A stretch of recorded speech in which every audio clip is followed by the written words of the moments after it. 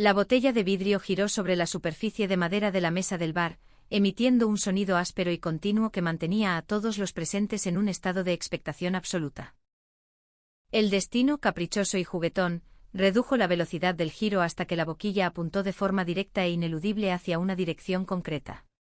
El anuncio no se hizo esperar, cargado de un entusiasmo desbordante que buscaba romper la tensión del momento.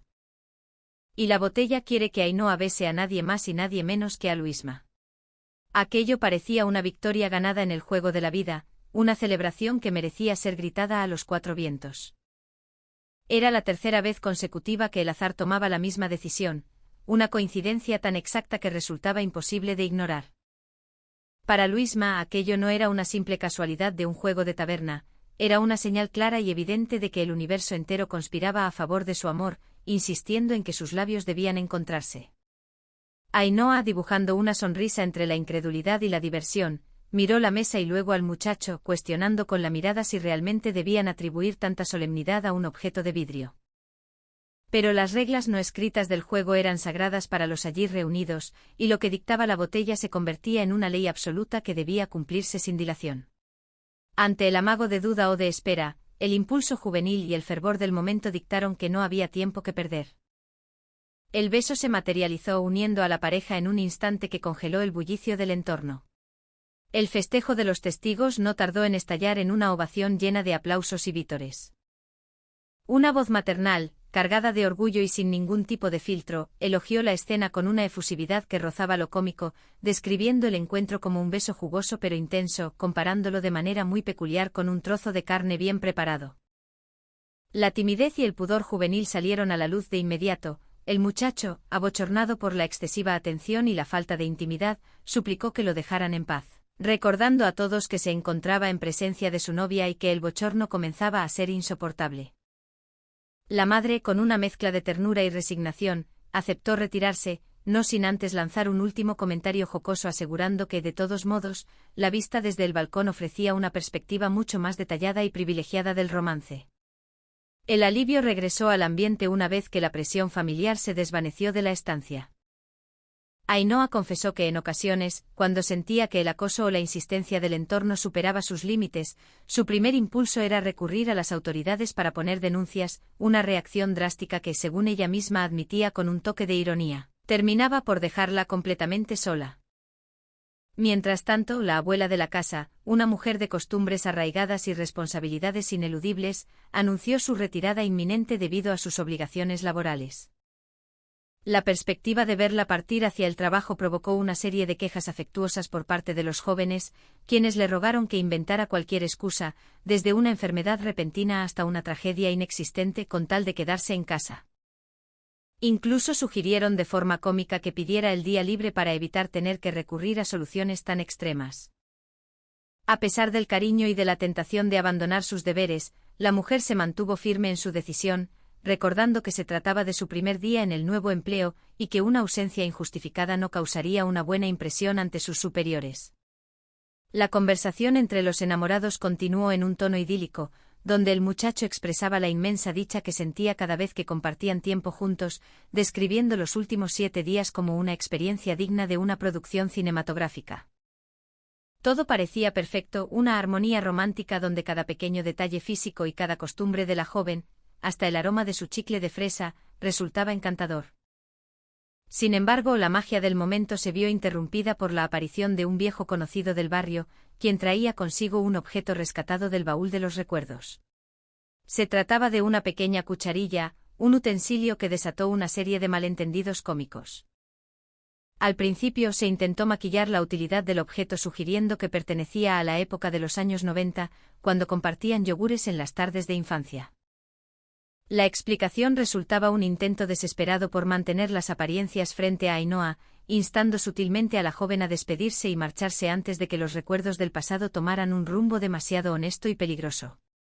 La verdad del pasado del barrio no tardó en salir a la luz de la boca del recién llegado, quien rechazó de inmediato la versión edulcorada de los lácteos infantiles.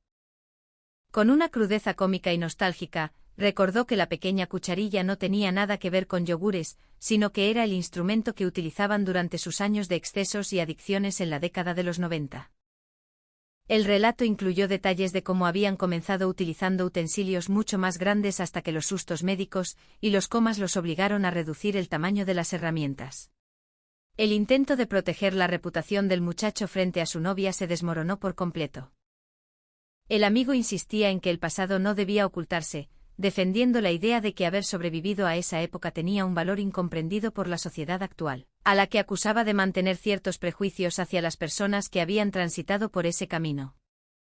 En su delirio optimista, profetizaba un futuro donde las cosas cambiarían tanto que incluso el mundo vería la llegada de un presidente con ese historial, aunque admitía que la humanidad aún no estaba lista para semejante cambio estructural.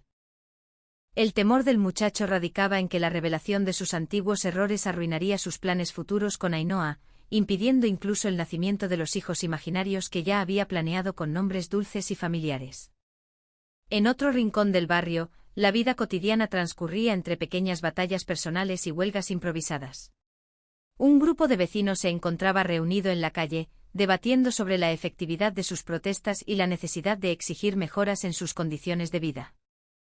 Un joven presumía de sus supuestas hazañas heroicas en tierras lejanas, intentando impresionar a los presentes con relatos exagerados sobre rescates presidenciales y combates ficticios contra tanques enemigos, todo con el único propósito de conseguir una cita romántica al final de la jornada.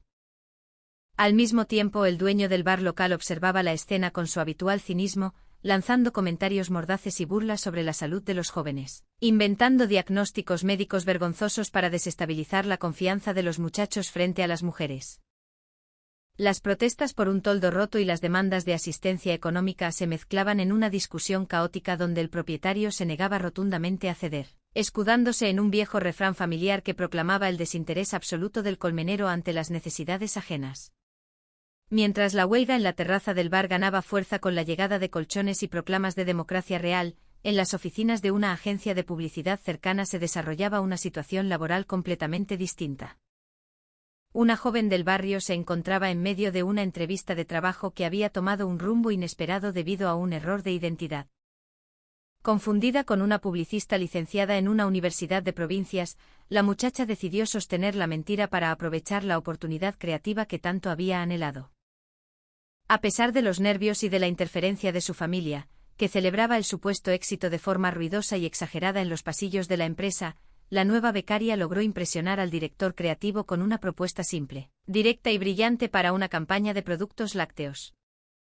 La consigna era sencilla pero efectiva, demostrando que a veces la falta de sofisticación académica podía transformarse en una genialidad comercial inigualable.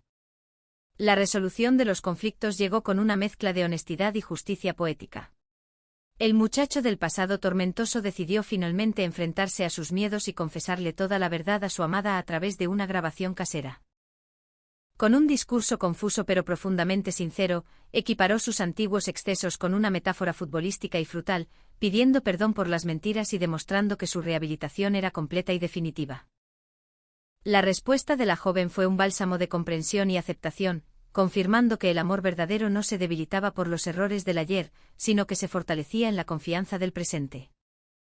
Por otro lado, el dueño del bar recibió su merecido castigo cuando los vecinos, cansados de sus abusos y de sus refranes egoístas, llevaron a cabo una venganza comunitaria que terminó por despojarlo de su posesión más preciada, obligándolo a salir de su escondite y a enfrentarse a la realidad del barrio con una perspectiva completamente renovada y humilde.